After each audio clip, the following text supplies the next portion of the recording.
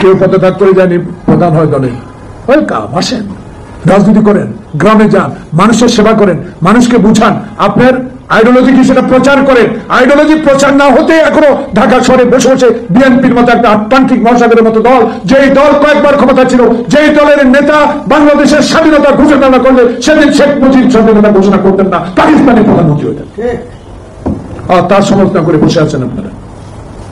এক লুটেরা না গেলে আরেক লুটেরা আসবে। আরে লুট কারা 9.5 মাসে করছে, হিসাব বাইর হবে। আকামো বোধ বলছে বিদেশে যান, 9.5 মাসে 10 বার বিদেশে গেলেন। আক্ষেপ নাই আমার দুঃখ নাই, উনি যাবেই, ওনার কথা আমরা শুনবো। কিন্তু এমন কথা বলা ঠিক না যে কথাটিতে বাংলাদেশের সবচেয়ে বৃহত্তম রাজনৈতিক দলের নেতা কর্মীরা আপনার উপরে ক্ষুণ্ণ হবে, মনে কষ্ট পাবে। নির্বাচন শুধু আমরা চাই, হিসাব করে দেখেন না কয়টা দল নির্বাচন চায়। নির্বাচন চাইলে থেকে আমরা ক্ষমতা যাব, সরকার গঠন করবো, এটা তো আমরা বলি না।